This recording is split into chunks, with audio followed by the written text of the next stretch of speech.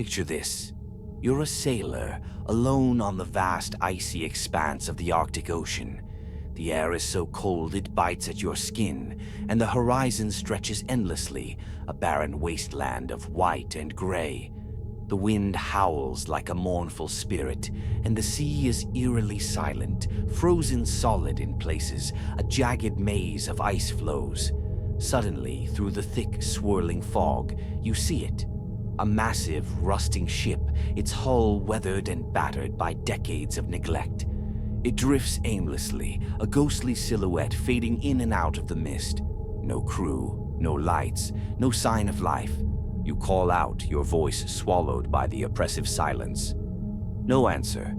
Your heart pounds as you steer closer, the ice cracking ominously beneath your vessel. You can see the ship's name now, barely legible on its side. Beichimo. And then, just as suddenly as it appeared, it's gone. Vanished into the fog as if it were never there. This is no ordinary shipwreck. This is the SS Beichimo, a vessel lost to time, a phantom of the Arctic that refused to die. For nearly 40 years, this ship was spotted again and again, adrift in the most unforgiving waters on Earth. No crew, no explanation. Just an empty, decaying hulk that defied the laws of nature. But how? What kept the Beichimo afloat? And is it still out there, lurking in the icy shadows? Some say it finally succumbed to the depths, crushed by the relentless ice. Others aren't so sure. They whisper of a ship that cannot rest, a cursed vessel doomed to wander the Arctic forever. This is the eerie, spine-chilling tale of the SS Beichimo, the ghost ship that would not die. To understand the mystery of the Beichimo, we must first go back to where it all began. The SS Beichimo wasn't always a ghost. In fact, she was built with a purpose, designed to conquer the Arctic, not haunt it. Constructed in 1914 in Sweden, the Beichimo was a sturdy cargo steamer, weighing in at 1,322 tons of steel. She was built to withstand the harshest conditions, a workhorse of the seas. The Hudson's Bay Company, a powerful trading enterprise, purchased her to transport goods between Canada and Europe. Her cargo holds were filled with furs, supplies, and other valuable goods, destined for remote settlements in the far north. For years, the Beichimo proved her worth. She navigated treacherous, ice-choked channels, braved freezing temperatures, and delivered essential supplies to communities that relied on her. The Arctic was no place for the faint of heart, but the Beichimo was strong, reliable, and seemingly unstoppable. She was a symbol of human ingenuity and resilience in the face of nature's fury. But all that changed in 1931, when the Beichimo embarked on what would become her final voyage, a journey that would transform her from a trusted cargo ship into a legend of the sea. October 1931. The Beichimo was making her final trip of the season, loaded with furs and supplies, bound for Vancouver. The crew, seasoned veterans of the Arctic, knew the risks. The northern waters were unpredictable, and winter was fast approaching. But they had no choice. The settlements depended on their cargo. At first, the voyage went smoothly. The Beichimo cut through the icy waters with ease, her engines humming steadily. But the Arctic is a fickle mistress, and disaster struck without warning. Near the coast of Barrow, Alaska, the ship was suddenly surrounded by walls of ice. The temperature plummeted, and the sea froze solid, trapping the Beichimo in an icy prison. The crew knew they were in trouble. If they stayed on board, they risked being crushed if the ice shifted.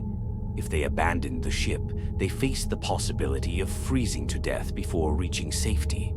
They were caught between a rock and a hard place, with no easy way out. Days turned into weeks. The cold gnawed at their bones, and the ship groaned under the pressure of the ice. The Hudson's Bay Company, fearing for the safety of their men, made the difficult decision to evacuate. Most of the crew left, but 20 men, determined to save their ship, remained behind. They built a makeshift camp on the ice, waiting for the sea to release its grip on the Beichimo, but freedom never came.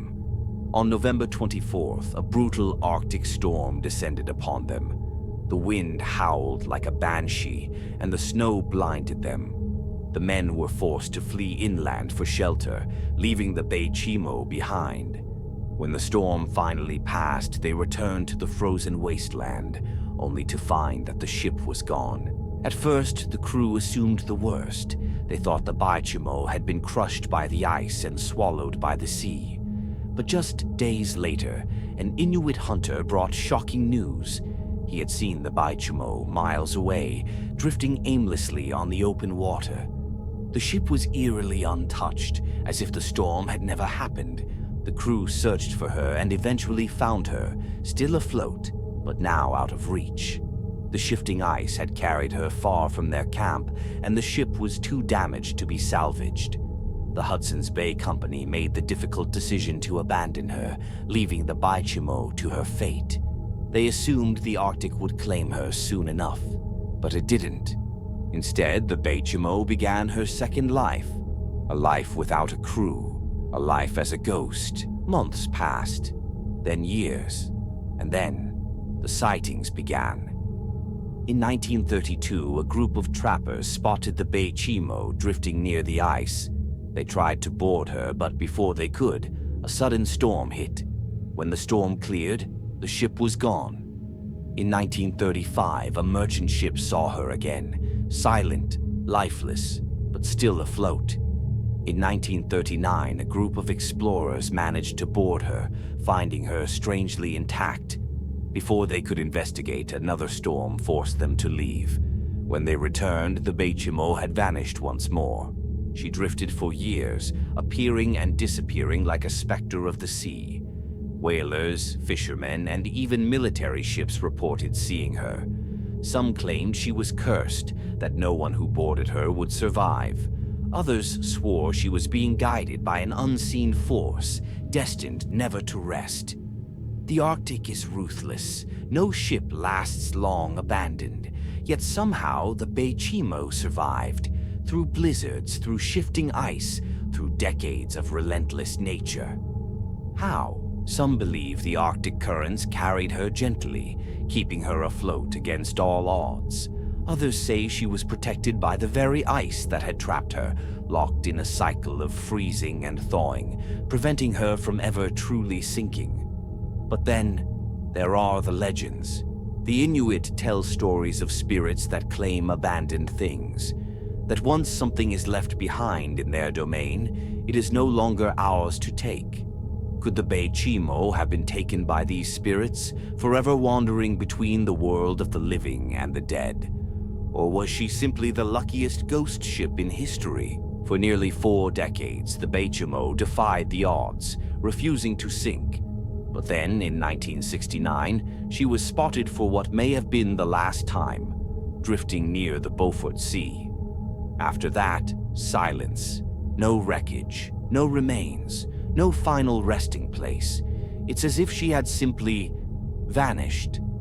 Most believe she finally succumbed to the ice, buried beneath the Arctic depths where no one will ever find her. But some sailors, even today, whisper of a shadow in the fog, a ship, rusted and empty, floating with no destination, a vessel trapped between worlds. So, the question remains, did the Beichimo finally sink, or is she still out there, lost in the ice, waiting to be seen again? Perhaps one day another hunter, another fisherman, another sailor will look out into the Arctic mist and see her once more. Because some ships refuse to die.